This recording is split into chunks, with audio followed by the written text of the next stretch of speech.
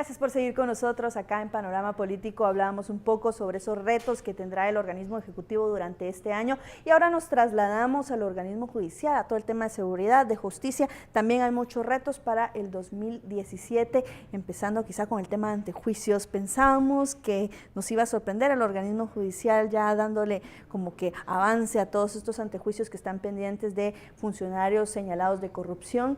Y fue el mismo organismo judicial el que levantó esa expectativa que finalmente terminó en decepción, podríamos decirlo. A ver, sí, Dulce, tú eres la más propia para hablar del tema. Bueno, vemos que hay muchos antejuicios en los cuales el juez pesquisidor ya recomendó retirarle la inmunidad a ciertos diputados.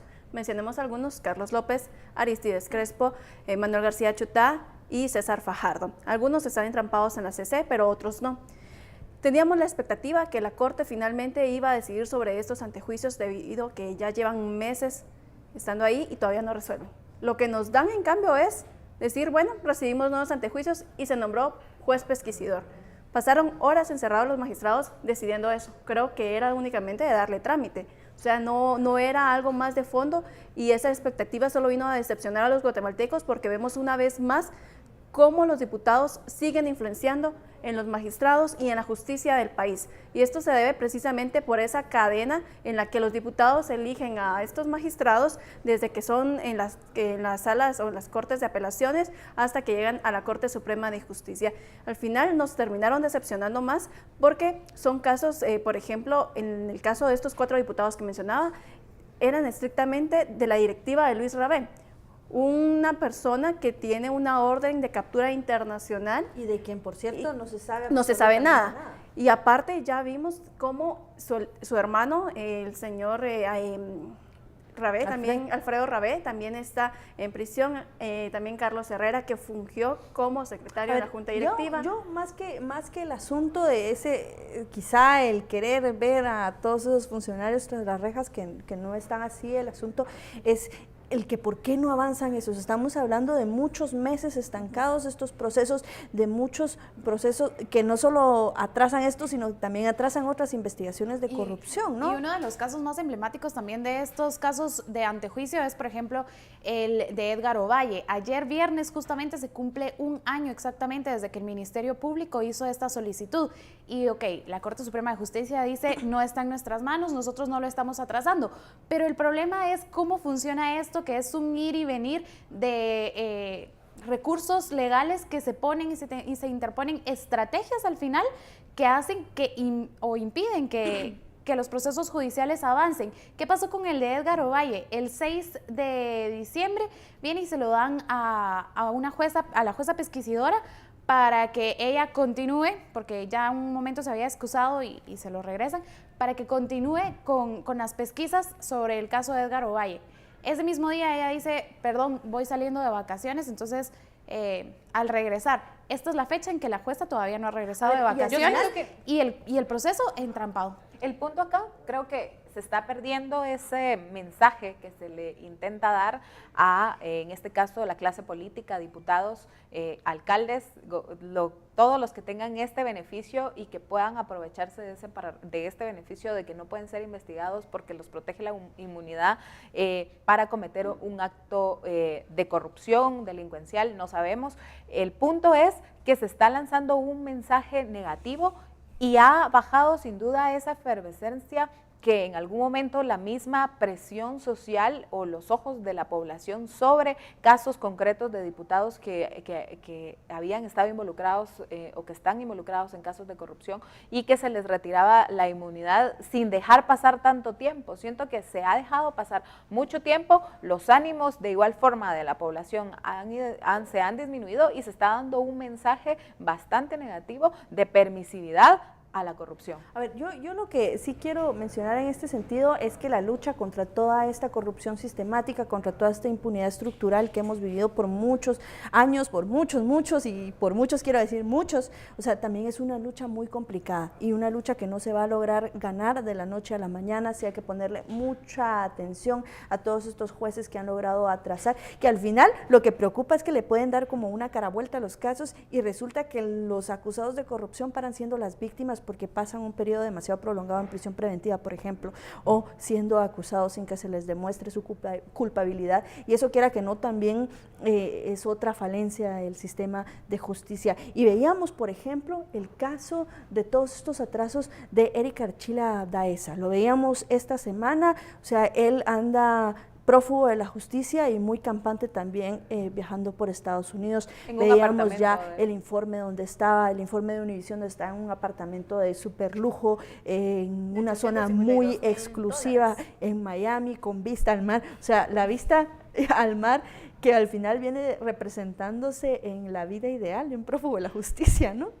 Sí, y es que al final ahí yo no termino de entender cómo es que él cae por un juicio migratorio y a las autoridades guatemaltecas no se les dice nada. Entiendo que ahí hubo un error de procedimiento, porque si fue algo de migración, prácticamente el consulado tuvo que haberse enterado, y según Cancillería nunca se les avisó.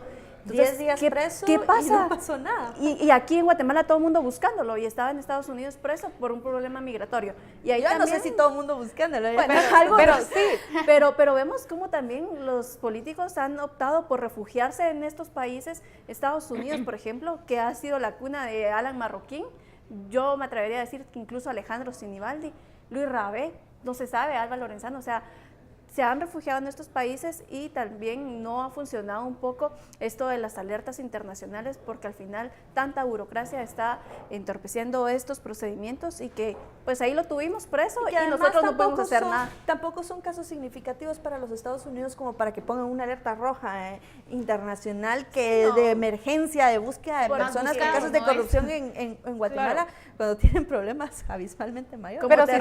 Pero si estás hablando que si tu país está invirtiendo en otro país, como lo es en el Triángulo Norte, en los países de Centroamérica, ¿por qué no dar esa colaborar con el mismo país en el que te interesa invertir, verdad?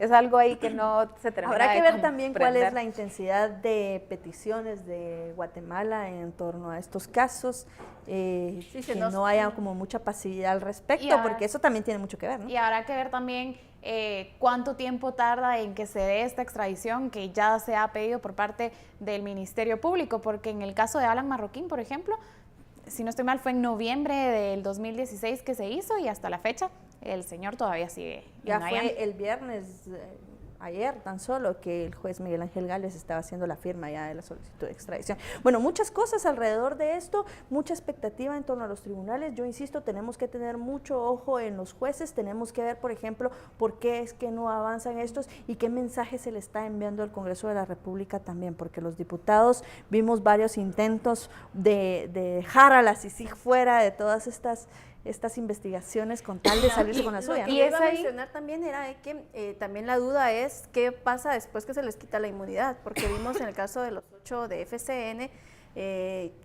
o también del ex magistrado Vladimir Aguilar, que se quedaron sin inmunidad, pero tampoco hemos visto más acciones del Ministerio Público como programando, solicitando una audiencia con ellos. Y es ahí donde entra la importancia de, aunque no se ha hablado a este principio de año, pero creo que sí hay que mantenerlo, el tema de la reforma al sector justicia, que debe ser retomada para evitar precisamente que los jueces o los magistrados tengan una deuda política con los diputados o quienes los nombran para estos puestos. Y es necesario y urgente ya esta reforma, que se entre a discutir por los mismos diputados, porque son ellos los que hacen el cambio. Es una prueba de fuego sin duda para los jueces y para que muestren realmente la independencia de cualquier poder político, cualquier fuerza política que pueda haber en estos momentos, y que si de verdad en algún momento estos jueces que hoy tienen en sus manos estos casos quieren aspirar a un puesto de magistratura en la Corte Suprema de Justicia, que nos demuestren, este es el momento para que demuestren esa independencia con la que ellos estarían trabajando. Y ojo, que no necesariamente son esas resoluciones que la gente quiere las que realmente se deben asumir, porque también tenemos que tener claros que si no hay suficiente evidencia, prueba física que presente el Ministerio Público, los investigadores, tampoco se puede procesar a una persona así por así, aunque todo el mundo lo quisiera o aunque sea un secreto a voces el tema de la corrupción, y sí apegándose mucho a todo el debido proceso y obviamente, insisto, ponerle mucha atención a todos esos jueces y magistrados que están actuando actuando de manera dudosa, que la fiscalización ciudadana no se acabe en este sentido, como ya lo decía Iván Velázquez, si no de nada van a servir todos esos esfuerzos en torno al sistema judicial. Vamos a un nuevo corte comercial y los esperamos ya en la parte final de Panorama Político de esta noche.